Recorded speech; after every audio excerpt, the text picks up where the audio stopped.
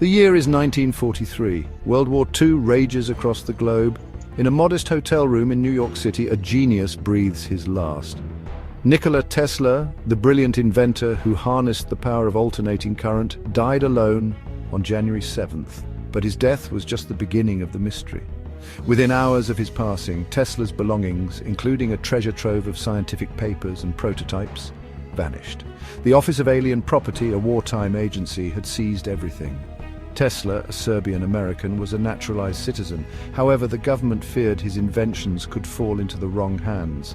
His research on wireless energy transmission and a rumored death ray weapon fueled anxieties.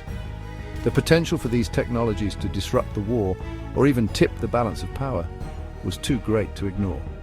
The official explanation for the seizure was national security, but rumors swirled. Some whispered that Tesla's inventions were too dangerous, too powerful for the world to handle. Others believed that powerful governments sought to suppress his work, fearing its disruptive potential. Whatever the reason, Tesla's legacy was shrouded in secrecy. From the moment he drew his last breath, the mystery of Tesla's missing files would captivate researchers, historians, and conspiracy theorists for decades to come. Was Tesla a victim of wartime paranoia or a visionary whose ideas threatened the status quo?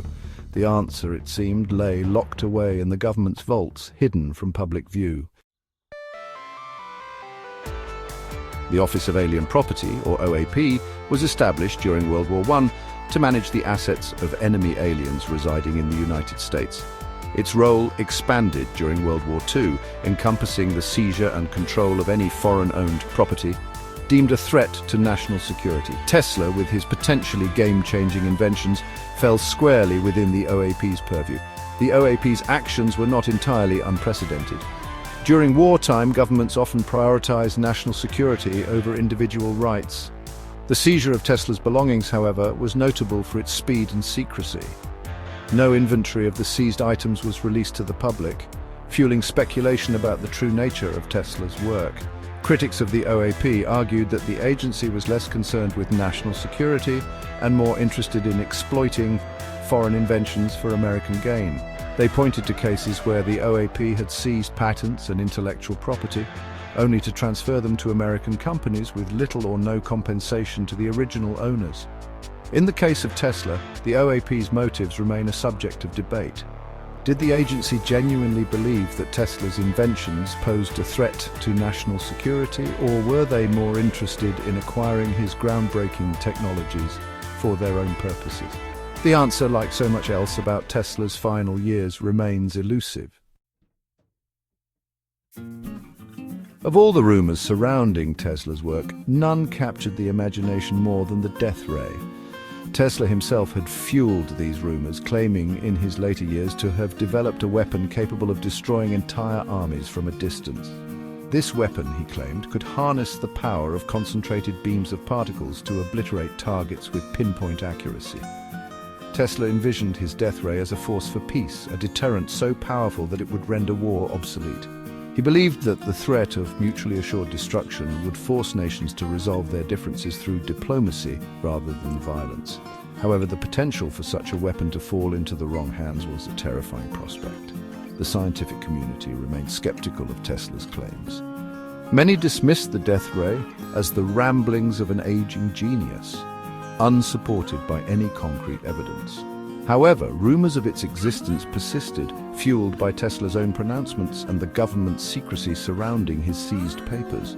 Was the death ray a genuine technological breakthrough or simply a product of Tesla's boundless imagination? The answer remains elusive, but the very possibility of its existence continues to fascinate and terrify in equal measure. Section 4. Dr. John G. Trump versus the Pentagon. A conflict of opinions.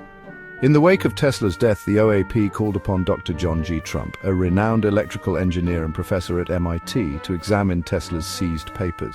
Dr. Trump, the uncle of future President Donald Trump, was tasked with determining whether Tesla's work contained any valuable or potentially dangerous technologies.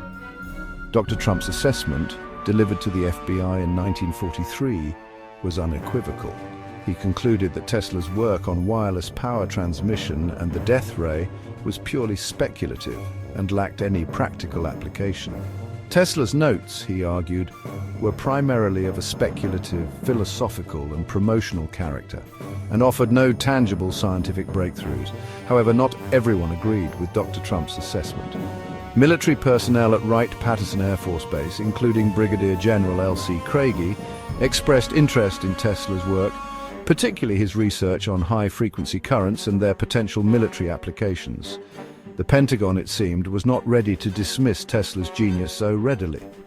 The conflicting opinions of Dr. Trump and the military highlight the uncertainty surrounding Tesla's legacy. Was he a visionary ahead of his time whose ideas were too radical for the scientific establishment to grasp? Or was he, as Dr. Trump suggested, a brilliant but ultimately impractical dreamer? The debate continues to this day. Section 5. Sava Kosanovich, the nephew and the inheritance. Amidst the intrigue surrounding Tesla's seized papers, another key player emerged, Sava Kosanovich, Tesla's nephew and the Yugoslav ambassador to the United States. As Tesla's closest living relative, Kosanovich inherited his estate, including the rights to his inventions and any remaining personal effects. Kosanovich's inheritance, however, was far from straightforward. The OAP, citing national security concerns, refused to release a significant portion of Tesla's belongings, including many of his scientific papers and prototypes. The agency feared that Kosanovich, as a representative of a foreign government, might share Tesla's secrets with America's adversaries. Kosanovich fought tirelessly to recover his uncle's belongings, engaging in a protracted legal battle with the US government. After years of litigation, he managed to secure the release of some of Tesla's personal effects, including a trunk containing his ashes. However, many of Tesla's scientific papers and prototypes remained in US government hands. Kosanovich's efforts to recover his uncle's legacy highlight the complex political and legal issues surrounding Tesla's work. Was the US government justified in withholding Tesla's belongings, even after his nephew's persistent efforts to retrieve them? Or did their actions constitute an unjustified seizure of a foreign national's property? The debate continues to this day.